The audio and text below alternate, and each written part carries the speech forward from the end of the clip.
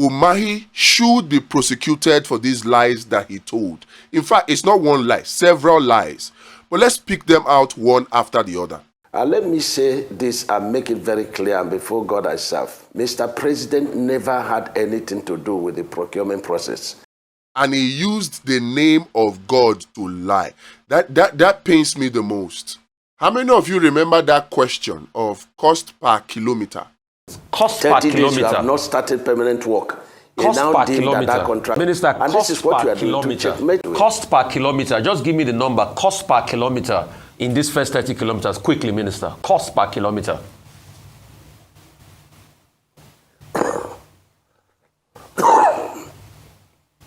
Well, Senator Umahi, I will go ahead with my question. Cost per kilometer, that can be communicated elsewhere, outside morning show. Umahi was reluctant to answer that question of cost per kilometer.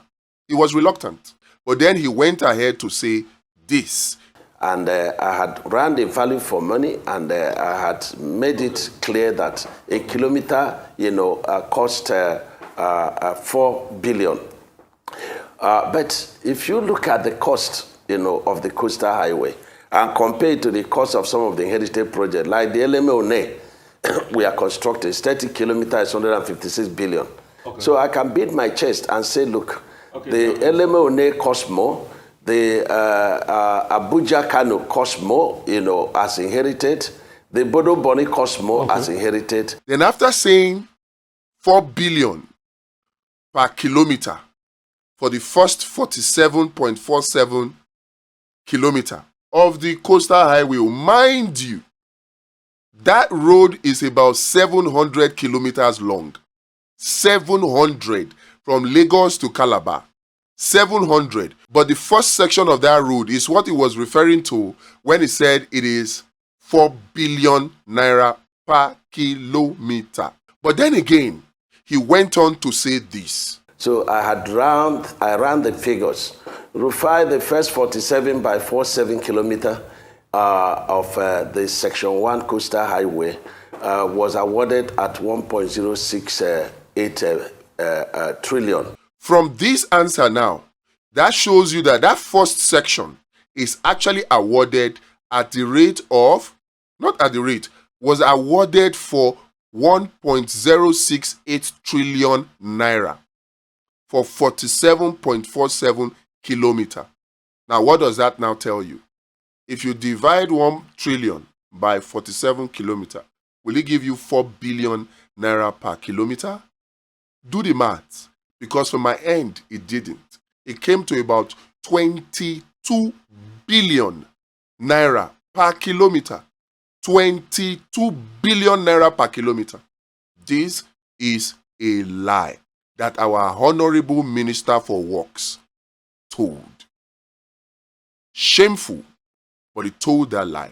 Now, here is another thing that he said that I find very annoying as a citizen. Let me say this and make it very clear, and before God I serve. Mr. President never had anything to do with the procurement process. Are you talking to fools in Nigeria, people who are not educated? What is the essence of the Federal Executive Council meeting? So you want to say that you presented that bill, that memo at the Federal Executive Council, and the president that presides over that meeting did not have any input, and he just awarded a contract for several trillions of naira without any input? Come on, Mr. Minister. This is not honorable. Now, here's another one that I think you should be prosecuted for.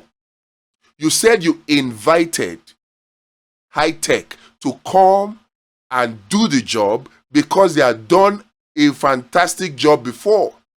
Now, how coincidental is it that you have a multi-trillion naira contract that is awarded to the friend of the president, presented at the Federal Executive Council, and the president had no input, and you awarded it solely to high tech, and you are coming to sing praises for high tech? And in doing so, don't you see that you have confessed to breaching Nigeria's Public Procurement Act?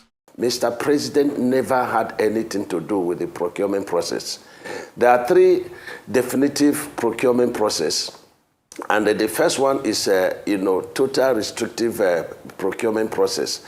And what it is that if you have a job to build an aeroplane now in Nigeria, and you have only one person who had built that kind of aeroplane, you can, call him to negotiate with the person, and then, give the job to the person. And of course, you have to consider what such plane is being built outside the country, and then bring the cultural, factor and the location factor into play.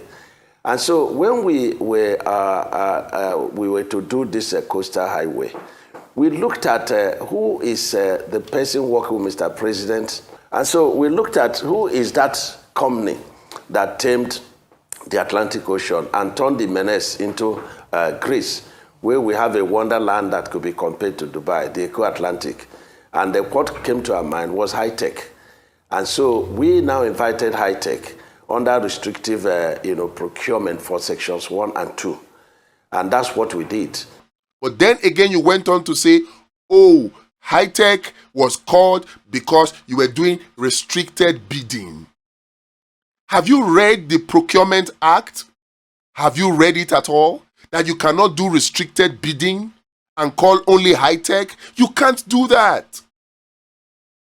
You breached the Procurement Act, and that is 5 years in prison. You should be prosecuted for it. We will do a petition on this one. You must answer for it. You must. This cannot continue. People like Umahi, and there are many of them, majority of the politicians in Nigeria now, they don't care about telling truth on TV anymore. They don't. Because they feel like Nigerians will not bother. But let me tell you, on this one, me, I will bother. I will bother. You must be prosecuted for this. And if found culpable, you should go to jail for it.